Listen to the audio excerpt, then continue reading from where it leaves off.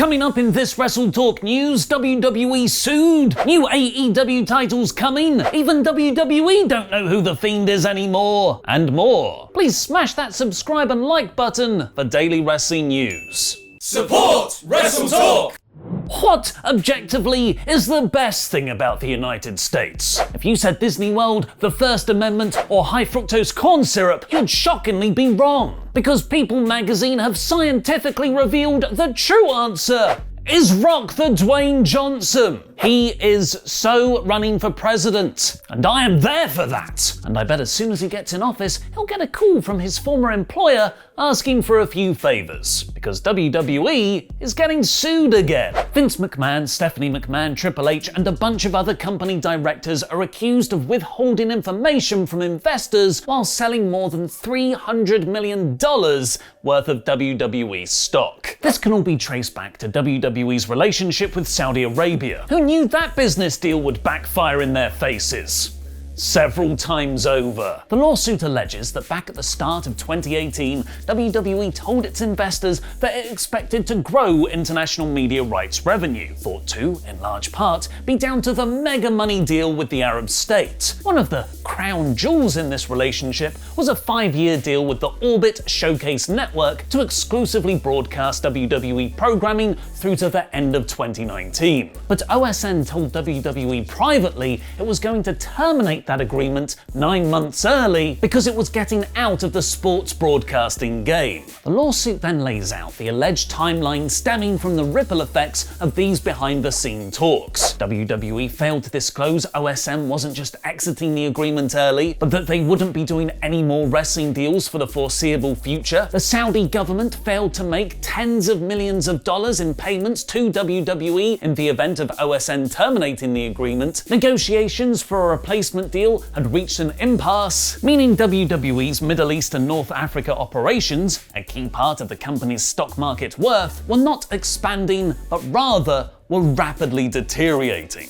Skip to the end. The lawsuit alleges WWE falsely informed the public a month later that a new deal would soon be reached. But hey, that's pro wrestling, right? You got to hype that upcoming match. It's all a work, brother. Well, the problem really comes with the named WWE directors, McMahon, Triple H, etc., selling that $300 million worth of stock while shares were at a higher price. A price potentially driven up because of the promise of a new Saudi Arabia deal, which the lawsuit claims WWE misled investors about. Allegedly, the full truth about the situation wasn't revealed until the 6th of February 2020 amidst disappointing financial results. If any of this sounds familiar, it's because it is. WWE have already agreed to pay $39 million to settle another lawsuit over its relationship with Saudi Arabia. As they say though, suing someone is easy. It's the winning part that's difficult. Stephanie sells WWE stock frequently, making her quite hard to pin down here, while Vince arguably had a valid business reason at the time, selling WWE stock to fund his XFL relaunch. Looking back at all the controversies, do you think WWE's Saudi Arabia deal is worth it? Not just from an ethical standpoint, because that's a hard no, but from a business standpoint. When does money outweigh bad press, dodgy business partners, and potential legal action? Let me know in the comments, because I'll be replying to people for the first 30 minutes after this video goes live from out of nowhere. Before we get on with the rest of the episode, I'd just like to say a huge thank you to this video's sponsor, Ridge, which you can get 10% off now using our link in the video description below. The Ridge have redefined the wallet, creating a minimalist card holder for up to 12 cards, plus room for all your money in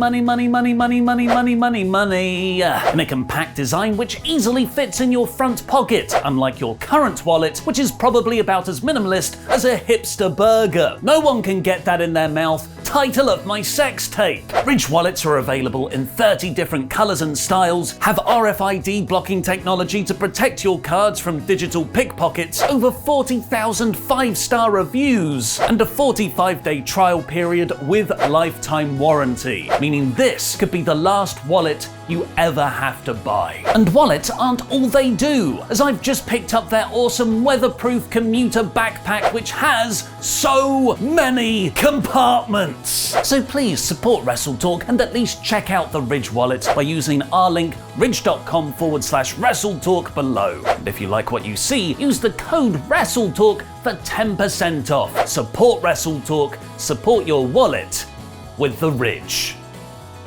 Like I've said before, every Tuesday morning I wake up thinking, is this the week? Is this the week WWE make Raw good again? And for every single week since mid-March, the answer has been a resounding nope. But there's a school of excited thought that the company is just in a holding pattern of putting on the same episodes of Raw and SmackDown over and over and over and over and over again because they're saving all the good stuff for when fans come back live in July on the road to SummerSlam. You know, just like when WWE turned things round before the draft, and the wild card rule, and the On Their Way to WWE NXT call-ups, and Retribution, and Raw Underground, and that time the McMahon said we're the authority figures now. Ah, crap.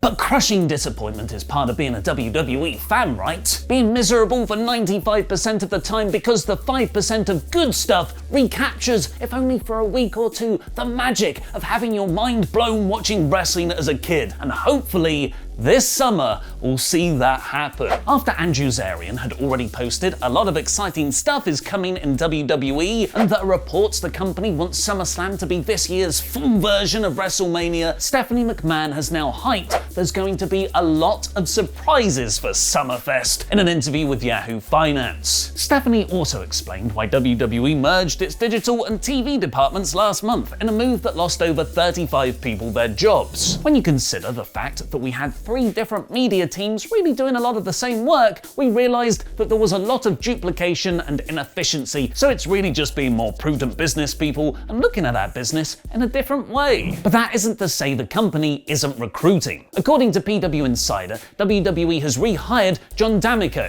who was their director and production manager for live events. He had been with WWE since 1989, but was released last September because they weren't touring. After 32 years of service, they couldn't even give him 9 months of contingency pay during their most profitable year ever. Elsewhere, PW Insider is reporting NXT is also undergoing a slight restructuring. With Samoa Joe returning to the promotion on Wednesday, George Carroll Jr. joined the writing team that same night. Carroll Jr. has been MLW's Senior Talent Coordinator since 2019, and previously worked as New Japan's Director of US Operations. And furloughed longtime employees aren't the only things coming back. There's also WWE wrestling tournaments that people keep getting excited about, even though about 80% of them are rubbish. King Corbin talked about the King of the Ring's return on The Bump, specifically mentioning Xavier Woods as someone he'd like to face, with Woods publicly saying he wants to win King of the Ring. Definitely not a WWE authority figure, Adam Pearce then tweeted, "I know that I have had many conversations with Corbin on this very topic.